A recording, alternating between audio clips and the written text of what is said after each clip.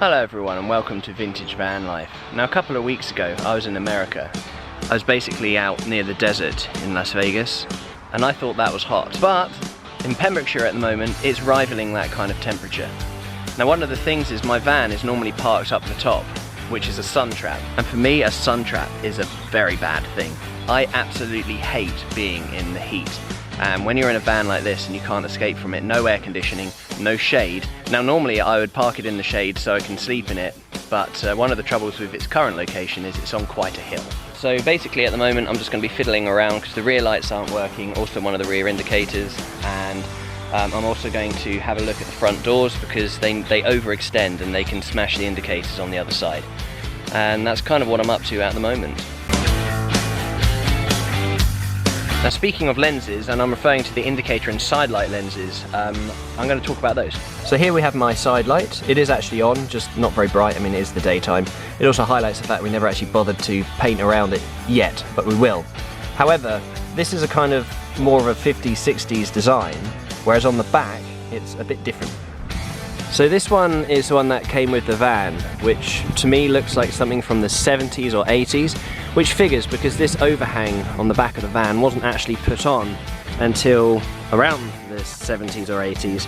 Originally, as I've mentioned in previous videos, this would have had double doors at the back, but when I was rear-ended by that Land Rover, the one on this side got smashed to pieces.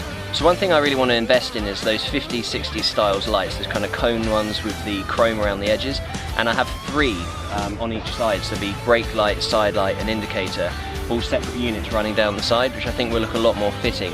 So I'm going to order some of those and retrofit them, I guess. Now one of the troubles, the reason I've got the lenses off, is that I'm having some issues with the electricity. So the indicator works fine and brake lights, but the side lights don't. And what I've found is this is the junction box here, which comes from the front of the vehicle, and then this part connects to the back. And I found this is the side light one, and if I touch it against the positive terminal, the light actually works. So it means that the electricity from the front somehow isn't getting to this one, because if I connect those two directly, nothing happens. So frustrating, but hopefully just a case of tracing the wires and finding the fault or whatever.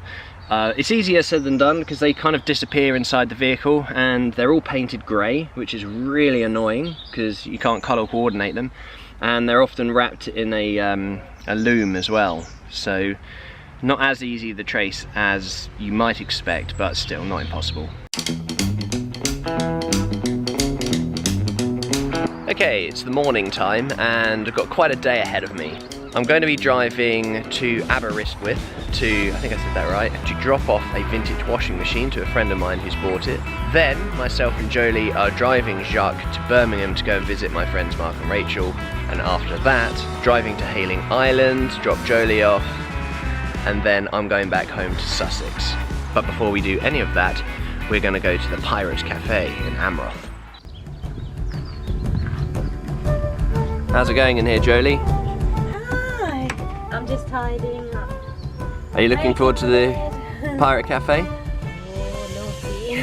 What are you going to get? I'm going to get a bacon brie and cranberry bun.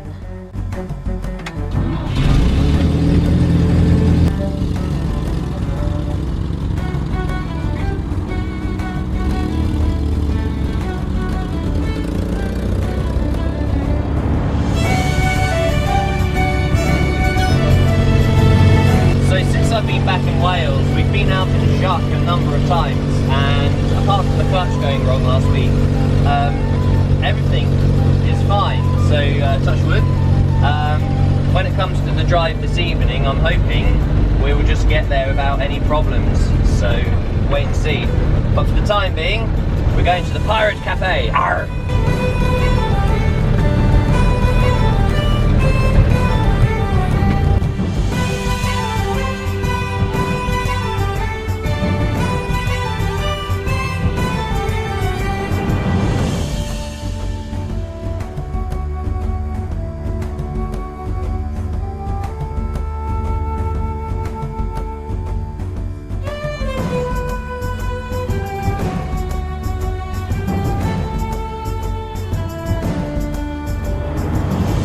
A few moments later.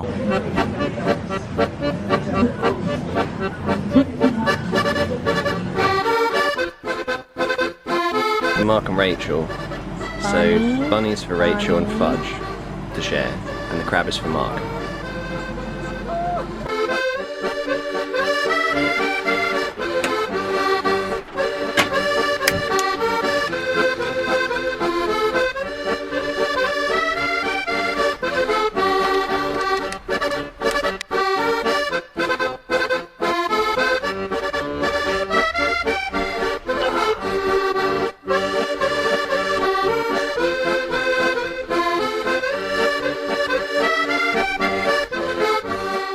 Because it's raining so much today and we've got a lot of driving to do, this van sometimes has a habit where water from the driver's side front wheel will actually get onto the distributor and cause it to short out.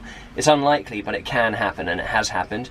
So I'm just going to give it a quick spray with WD-40. And this will repel any moisture which might end up spraying up on it.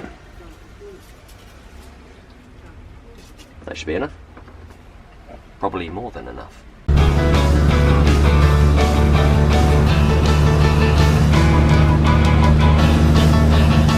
Okay, so we hit the road. We've got only 62 miles to stop to drop off my vintage washing machine, and then I don't know, we'll figure out how far it is to Birmingham after that.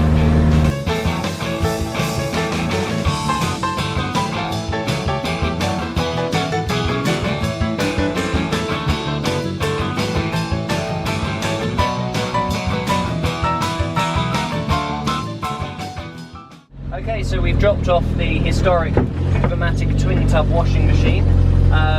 So massive shout out to Christopher. If you're watching this, it was an absolute pleasure meeting you, and I'm so glad that it's gone to a good home. And now we've got about 160 miles to get to Birmingham.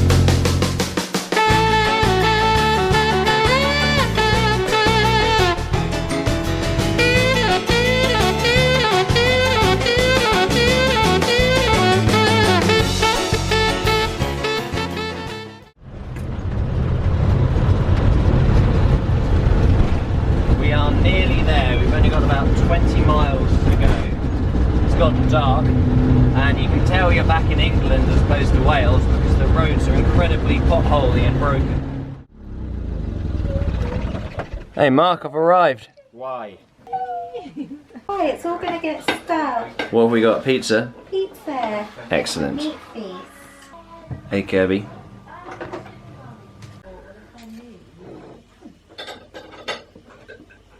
I'm not sure there would have been room for your sandwich. Oh no, oh no, oh no, oh no, oh no! So, myself and Jolie got you guys some gifts. Can I open? Yes. You can both open them. Clotted cream fudge from Amroth in Pembrokeshire. Don't open till I say. Don't. Better not be another spider. Don't. Open! Oh. No. This is just for Mark. Okay, you can open. Yay! It's a crab. It's so pink. You can put it in your bathroom. Just what? Good morning everyone. Now yesterday Jacques drove incredibly well. I was accelerating up hills and top gear. Jacques didn't miss a beat. Really chuffed with that. However, there was one problem. When we arrived at Mark and Rachel's last night, I could smell a very strong smell of unburnt fuel. When I got underneath the vehicle, I could see there was a slow drip coming from the fuel tank, and I've put a plastic recycling pot underneath it to catch the fuel. It's only a very tiny amount, it's not really a big deal, but it's really annoying. So I'll be dealing with that when I get back home.